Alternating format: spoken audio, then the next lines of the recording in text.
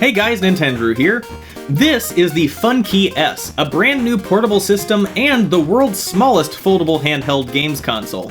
This thing is so tiny it literally fits on a keychain, and it can play a vast library of titles across numerous console generations including NES, Super Nintendo, Sega Genesis, Game Boy Color, Game Boy Advance, and even original PlayStation games.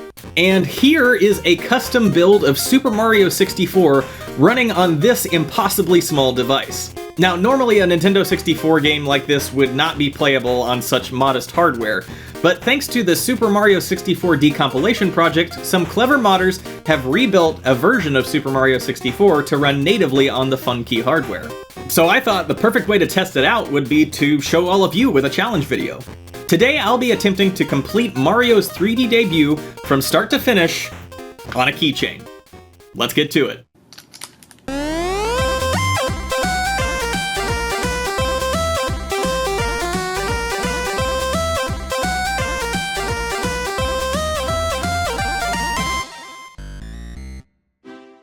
Alright, let's get started. Once again, here is the Funkey S system. And hopefully you'll be able to make out what's going on screen. It is shockingly hard to get a screen this small to look good on camera, but I tried my best.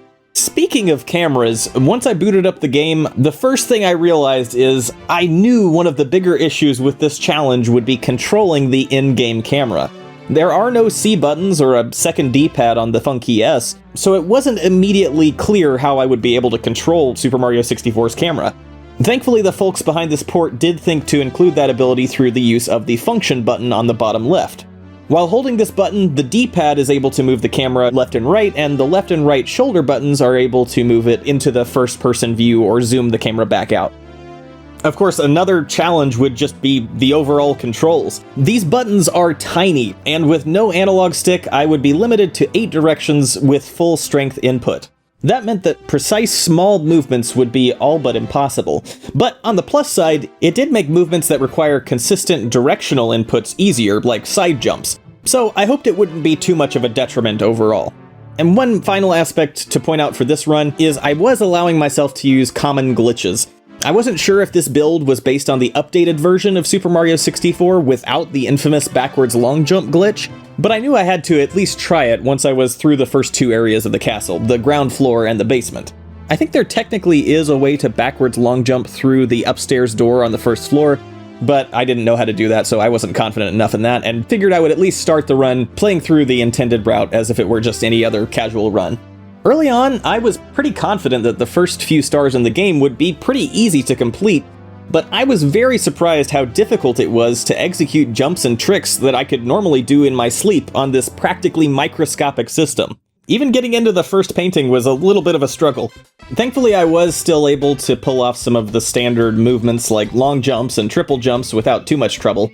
But I swear, I got hit by these bubbles in Bobomb Battlefield more times than I ever have playing Super Mario 64 in my life.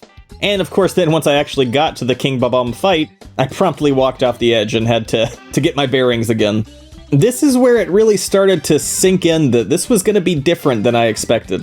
I honestly didn't think it would be that different to play this game that I've played 100 times over on the Funkey, but just imagine if you're having trouble making out what's going on the screen, just think how I felt. Here's a photo comparing the Funkey S to a Game Boy Advance SP, and you can imagine how difficult it is to actually be able to tell what's going on from a distance of 2 feet or more from this little 1-inch screen. But ultimately I was able to beat him, and finishing that first star in Bobomb Battlefield was definitely a learning experience and a good opportunity to get used to the Funkey's controls. After Bobomb Battlefield, I made my way over to Womps Fortress. I figured I would have better luck there because it's one of my favorite levels and it's fairly easy to pick off a few stars right from the get-go. Boy, was I mistaken. One of the first things that I tried to do is, there's a speedrun trick where you can wall kick off this particular wall and dive onto the floating platform above, skipping a major chunk of this level. But for the life of me, I just could not get it. Over and over, I tried to jump at this stupid wall and make it up to the floating platform, but it really just felt impossible. I don't even know exactly why. I'm sure I was probably doing something obvious wrong, but regardless, I figured it was a little too early in this challenge to start speedrunning tricks, so I just cut my losses and went for the regular route. And promptly fell off to the area below, which really added insult to injury. Of course I couldn't take this lying down, so I went back and tried to do the speedrun trick again, and failed again. I seriously could not, for the life of me, get this triple jump to work. Usually this is just the normal route that I take when I'm playing Mario 64 anymore. It's quick and easy and gets you to the top of Womps Fortress within a matter of seconds. But obviously I wasn't saving myself any time here. And after way too many tries, I went for the normal route once again. And fell again. It's not even funny at this point. I swear, I'm not usually this terrible at Mario games. So I made my way through the normal route once more, this time being very careful at that wooden bridge to make sure I didn't fall again. After that, it was just a quick sprint over to the Womp King fight. Now this wasn't too bad. If you've played this before, you probably know there's a trick where you can jump in midair and then do a ground pound to allow the Womp King to kind of phase through Mario and then hit him on his back immediately. So I just did that 3 times as usual, and it wasn't too much trouble. After that, I went back to pick off a few more stars in Bobomb Battlefield and get a little more familiar with playing on this tiny system. Obviously, I needed some practice. All in all, the race with Koopa wasn't too terrible. It was pretty much the same as any other time I've played Mario 64. And even with all my struggles, I was still able to get a time of 50 seconds. So that was an easy star to add to our collection. Not amazing, but it definitely could have been worse. After that, I figured I would go for the Chain Chomp star, but for some reason I just could not manage to tell the depth and be able to figure out where Mario was actually standing. I couldn't ground pound the log holding the Chain Chomp in consistently enough to get this star as easily as I usually would. After narrowly escaping death, I went around to collect a few more coins and give it another go. It wasn't until this point that I really recognized how much I usually manipulate the camera in Super Mario 64. I could not see a thing with this Chain Chomp in the way, which did not make things any easier. And having to stop to control the camera is definitely a detriment that I wasn't used to. But ultimately, my efforts were successful, and we got our 4th star. At this point, I thought it would be easy enough to use the cannon to shoot up to the star sitting on the floating island in the sky, but I hadn't considered that it was actually pretty hard to aim the cannon because I could only input 100% strength movements with this D-pad. After a bit of finagling, I was able to make my way up to the floating island and round off our star count to a nice clean 5. At this point, I decided to open the door to Peach's secret slide and collect a couple of stars there. Now, this is where some of the quirks of homebrew software started to show. Something about how this particular build was put together meant that the background areas in Princess Peach's secret slide would sometimes fail to render correctly and instead showed images that I assume were buffered from earlier gameplay, which was really disorienting. I figured that Peach's secret slide would be cake, pun intended, but it was also a little more difficult than usual, in part due to this bug. Ultimately, I was still able to use some old speedrunning strats to collect both of those stars, though. And with that, our count grew to 7. Just 1 star away from being able to face Bowser for the first time. So I went over to the aquarium for an easy red coin star. This one was not much trouble at all, and was an easy way for me to get over that 8-star threshold. So, Bowser won. Bowser in the Dark World. Honestly, I was really dreading this level, but I was kind of surprised at how easily I was able to make my way through this one. The Bowser levels are home to some of the most unforgiving and precise platforming segments in the game. I don't know if it was sheer luck or just muscle memory or what, but it was pretty uneventful getting up to the entrance to the Bowser fight. Of course, I wasn't going to torture myself and try to go for the 8 red coins. I was just making sure that I could get in and out as quickly as possible and move on to the basement. So here we are at the first Bowser fight. And I was really not looking forward to this because I had no clue if I was going to be able to make out where the stage hazards were on the outside of this arena, and I was unsure if I would be able to actually build up enough momentum with this little D-pad to fling Bowser across to the other side of the stage. But once I figured out I could just toss him short distances and pick him up a little closer, it wasn't all that difficult. I had actually forgotten you only have to hit Bowser 1 time to defeat him during this fight. So overall, it was much more smooth sailing than I had expected. And with that, we had our first key. Moving on to the basement, my first order of business was to start with Shifting Sandland. Man, I usually have trouble in this level, but on the fun key, I was pretty much useless. I tried over and over again to get one of this level's mini stars, but just couldn't do it. I cannot tell you how many times I fell into this quicksand. It was actually infuriating. And ultimately, this led to the first game over of the run. Womp womp. Feeling thoroughly beaten by Shifting Sandland, I decided to take a detour and go unlock the Vanish Cap. I wasn't sure if I would be using the Vanish Cap in this run in particular, but I figured it couldn't hurt. Now, because I was having such trouble with the basement stars in Shifting Sandland, I decided to nurse my pride a bit and spend a little bit more time on the ground floor levels just to fill out the star list and get even more practice. So first I went over to Jolly Roger Bay to pick off a couple of more easy stars, bringing our star count up to 10. After that, I figured I might as well unlock the wing cap too. I didn't want to bother with the red coins, but hitting the button to unlock the wing cap was easy enough. And afterwards, I made my way back down to the basement to try my hand at navigating Lethal Lava Land, which turned out to be another mistake. Now, I know there's some way to use the wing cap to get around this giant metal grate and get a star that's just kind of sitting over on the ledge, but honestly, I could not remember what the exact strategy was to get over here, so I just ended up falling into the lava. Not a big surprise. Feeling thoroughly embarrassed by my performance in both Shifting Sand Land and Lethal Lava Land, I decided to roll the dice on Hazy Maze Cave. This is another level I'm pretty terrible at, even with a full-size controller, but after a few attempts, I did manage to push the star count up to 12. Okay, time to go back and try Lethal Lava Land again. I hopped back into Lethal Lava Land to get the 8 red coins, which was also pretty trivial, and back in the painting one more time for the big bully star. Now, I was a bit worried that I wouldn't be able to judge effectively how far the bullies were from Mario on such a small screen, but honestly, it wasn't too bad. Along with a toad outside of Hazy Maze Cave that I forgot had a star and missed before, this got our star count up to 15. And back I went to Shifting Sand Land, my nemesis. With the wing cap, I did have a better chance of grabbing some of those easier stars, but it still took me forever to get one, so I figured my time would be better spent elsewhere. Then I remembered the castle courtyard exists, so I went out to pick up a star from Big Boo's haunt.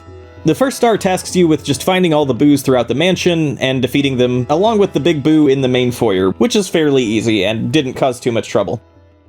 In the interest of exploring any levels I'd missed, I also hit up Cool Cool Mountain. I returned the baby penguin to its mother for an easy first star, but then I remembered the issues I had with Peach's secret slide. The star for simply making it to the bottom of the ice slide was easy enough, but then came the penguin race. I swear, I was trying to beat this stupid penguin for upwards of 15 minutes before I finally managed to figure out what I was looking at and actually get to the bottom of the slide before he did, which finally led us to hit 20 stars. Whew! At this point, I was feeling a little bit more confident, and I decided to go back and give Womps Fortress another go. I had to try to redeem myself. I really wanted to try this speedrun jump again. And I managed to get it. After that, it was just a quick jaunt up the tower for the second Womps Fortress star. Now, I knew I was going to need 30 stars to enter Dire Dire Docks, which would give me 31 that I would need to enter Bowser 2.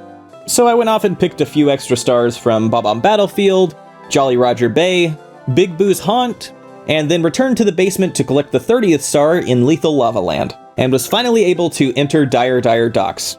Of course, the only thing we had to do here was to get the star for boarding Bowser's sub, which ultimately opens the entrance to Bowser in the Fire Sea.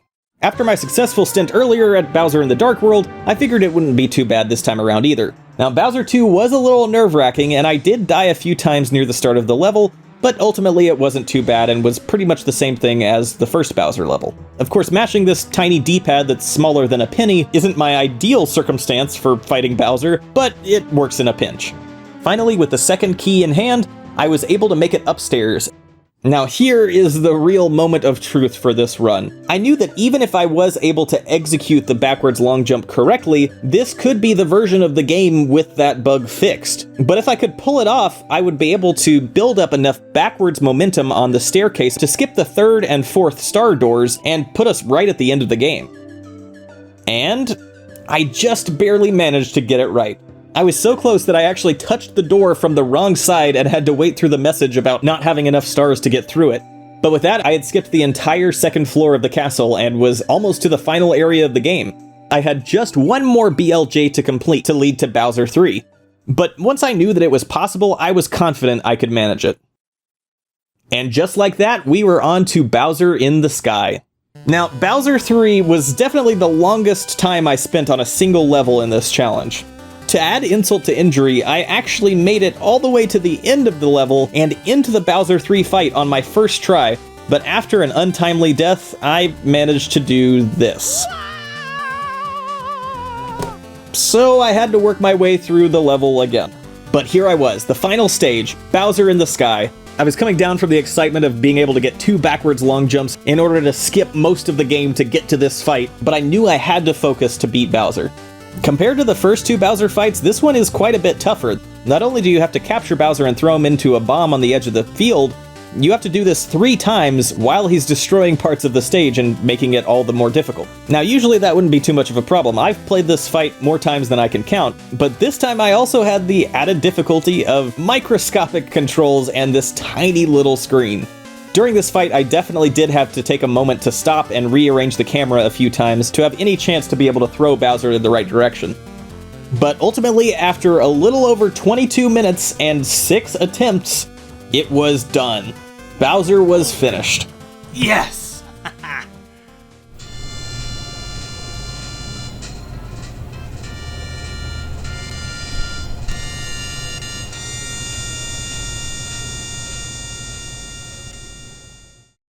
And there you have it! Super Mario 64 completed on a keychain. If you're interested in checking out the Fun Key S, I'll have a link in the description. And if you have any other questions about the Fun Key or some fun ideas for challenge videos you'd like to see in the future, make sure to let me know in the comments below. Thank you so much for watching, I really hope you enjoyed. As always, if you did like the video, please do consider subscribing to Nintendrew for all sorts of cool gaming content, and make sure to share it with any friends who might find it interesting. Otherwise, I'll see you next time. Bye! Hey guys, thanks again for watching and for making it all the way to the end of the video. If you like this one, here are 2 more videos you might like as well. As always, if you like what I do and would like to help out the channel, I've got a link to my Patreon on the right side of your screen. And otherwise, I hope you look forward to the next one. Take care!